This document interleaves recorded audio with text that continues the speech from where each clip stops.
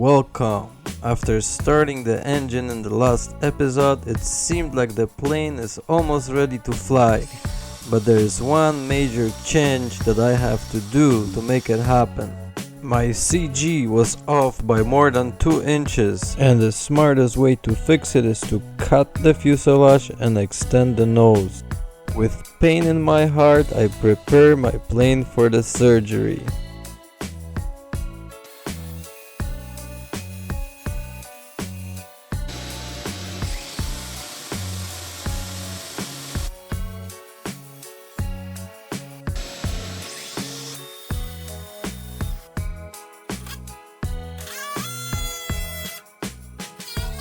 From lack of my own intelligence, I was forced to collaborate with AI to create a plan to extend the nose by 7 inches.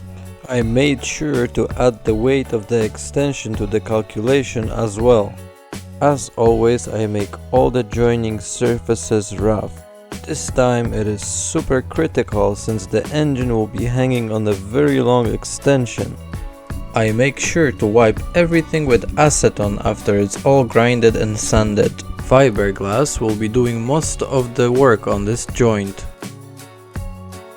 I use 1/4 inch birch plywood to make the extension. I used miter saw to make sure that I cut the plywood square so it doesn't change the alignment of the nose. The propeller has to stay 2 to 3 degrees to the right and down. The only advantage of this operation is that it's going to give me way more space inside the fuselage, which I really needed.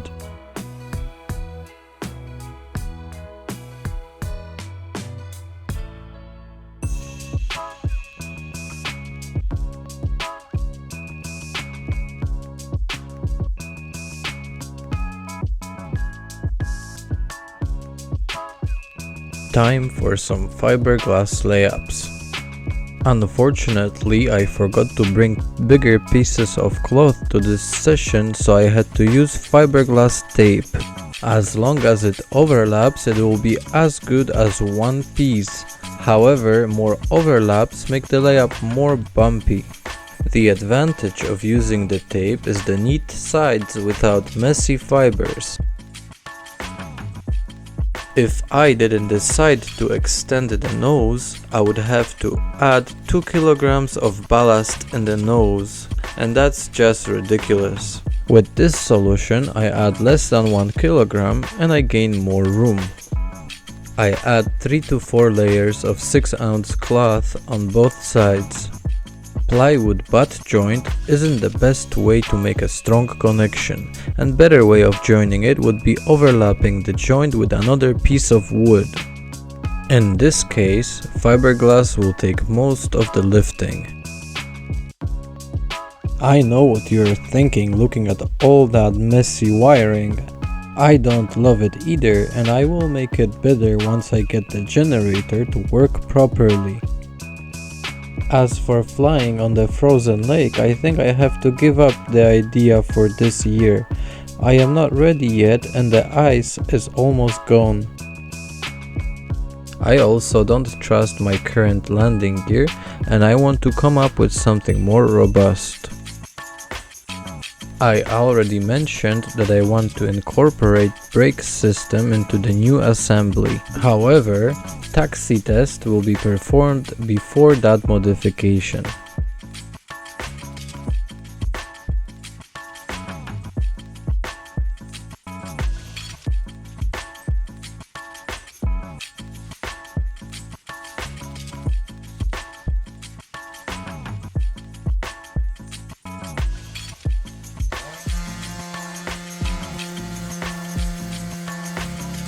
Time to clean up the mess and add some reinforcements.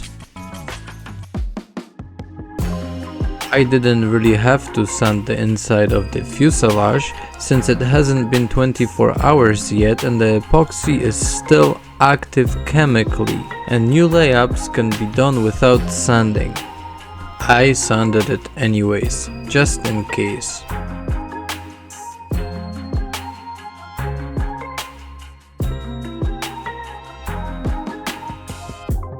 I added ribs to make the box stronger and prevent the walls from pumping in and out under vibration. Epoxy with cotton fiber makes my structural glue as always. The electronic device with radiators that you see is a boost buck converter for the charging circuit.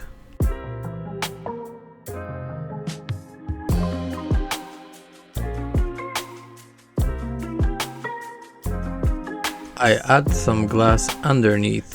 It wasn't accessible in previous session.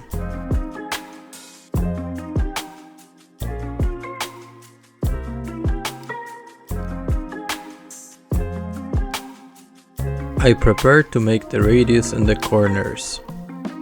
Before, I added foam from the inside and carved it to shape. This time, I will try to use a single layer of cured fiberglass to make it. I tack it in with instant glue and overlap it with fresh layup later.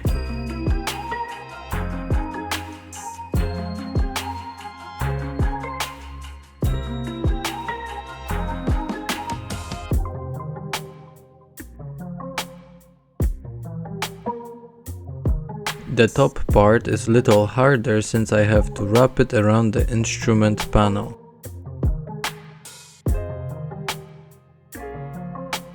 I added a skewer stick to help me to get the shape on top. I don't think I got the two sides exactly the same, but I'm okay with it for now. It can be easily modified later.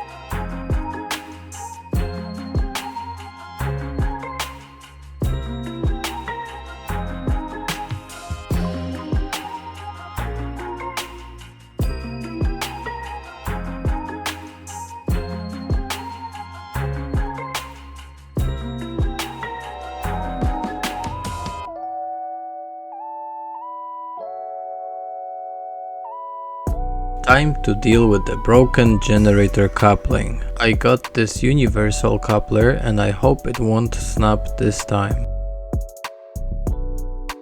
I just have to thread one side in order to fit it onto the engine shaft. How the generator works is: 3-phase AC from the brushless motor gets converted to DC with diode rectifier and then it gets regulated by boost buck converter. The engine originally had a spring start mechanism which I removed. Now I'm using the shaft to turn the generator with my funky adapter. It is really tricky to get it in, but at least now I have the extra room.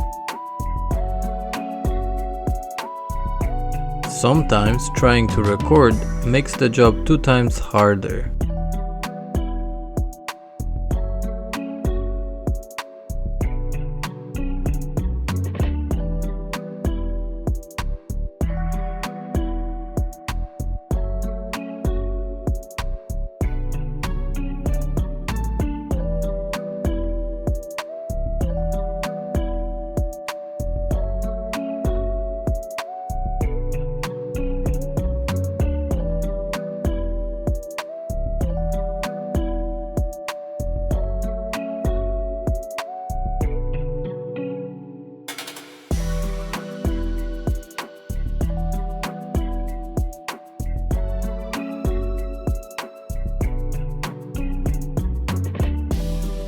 All done. Hopefully won't snap this time.